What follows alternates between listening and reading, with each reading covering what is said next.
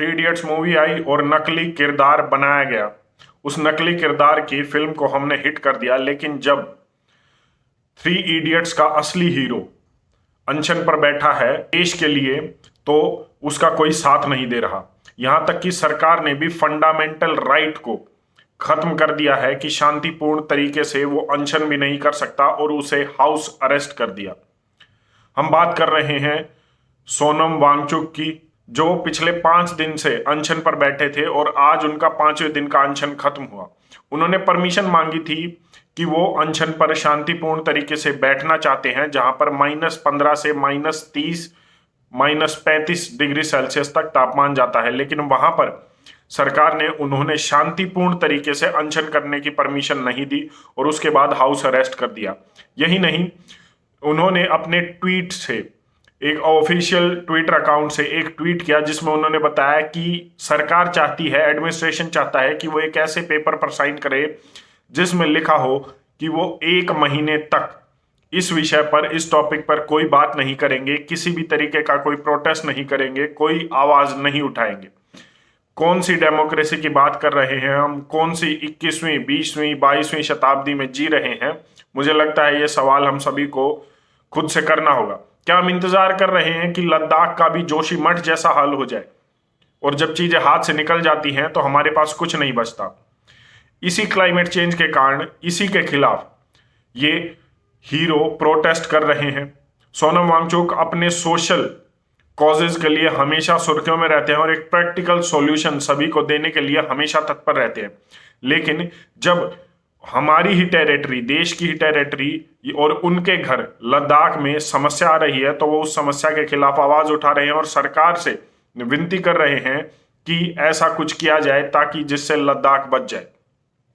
धारा 370 हटी और उसके बाद घाटी में कुछ शांतिपूर्ण माहौल बना, लेकिन लद्दाख को जो आस थी धारा 370 हटने के बाद कि अब उन्हें वो राइट मिलेंगे जिससे उन्हें अभी तक के लिए साइड में कर रखा था, और अभी तक उनकी ना तो कोई ग्रोथ हो रही थी, ना इकोनॉमिक डेवलपमेंट हो रही थी, किसी भी तरीके का कुछ नहीं हो रहा था। लेकिन हुआ ये कि लद्दाख को विदाउट लेजिस्लेटिव असेंबली की यूनियन टेरिटरी बनाया गया, जिससे मतलब सेंट्रल गवर्नमेंट डायरेक्टली इन्फ्लुएंस करेगी और डायरेक्टली कंट्रोल करेगी लद्दाख को। इससे हुआ क्या? इन्वेस्टमेंट जो भी आएगी वो ब्यूरोक्रेसी के तहत आएगी और उसे इंडस्ट्रियलिस्ट कंट्रोल करेंगे। ये आर्टिकल 6 जो हमारे संविधान का है, 6 शेड्यूल है, उसका भी उल्लंघन है। वो यही चाहते हैं कि अगर लद्दाख में कुछ भी होता है तो एक इंडस्ट्रियलिस्ट तो बिजनेस सोच के साथ आएगा, वो वहां पर पहले ही क्लाइमेट चेंज के कारण वहां पर समस्या है और उसको और बिगाड़ देगा, जैसा जोशीमठ में हुआ। बड़े बड़े होटल खड़े करके, बड़े बड़े रेलवे के और रोड्स के प्रोजेक्ट लाकर, वो वहां की कभी भी एक उस इकोसिस्टम को नहीं समझ सकता। उसकी आंखों में, उसके दिमाग में बस पैसा ही भरा होगा। अगर इन चीजों को अगर कोई बैलेंस करके चल सकता है, डेवलपमेंट को और वहां के इकोसिस्टम को, तो वो है वहां के लोकल लोग। हमारा 6 शेड्यूल भी यही कहता है कि ट्राइबल पॉपुलेशन को हक है अपने एरिया में विकास को कंट्रोल करने का, या फिर उसकी देखरेख में वो किया जाए। ये इसका भी उल्लंघन हमारी सरकार कर रही है और इसी के खिलाफ सोनम वांगचुक ने ये जो प्रोटेस्ट है वो अपना किया।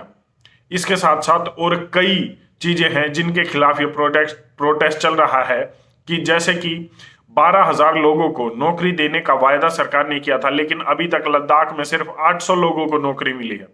ये कुछ ऐसी चीजें हैं जिसके खिलाफ सरकार को अपनी आवाज सुनाने का इनका एक तरीका था, लेकिन जिसे सरकार ने, हम ये कहें, दबा नहीं दिया, रौंद दिया है। मेरा वही सवाल है कि आखिर हम किस चीज का इंतजार कर रहे हैं?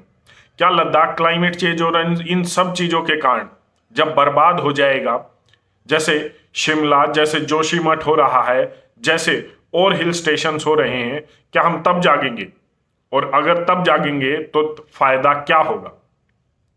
मेरा ये मानना है, और मैं इतना जरूर कहूंगा कि हमें अभी इस हीरो को सपोर्ट करना चाहिए ताकि हम जोशीमठ बनने से लद्दाख को बचा लें और उसकी जो विशेषता है उसे बनाए रखें, ताकि आगे आने वाले समय में कोई भी नेचुरल डिजास्टर का रुख हमें न देखना पड़े, लद्दाख में कम से कम। अगर समय रहते हमने ऐसा कर लिया तो हम उसे बचा पाएंगे, वरना तो अगर चीजें हाथ से निकल गई तो हमारे सामने कुछ नहीं होगा।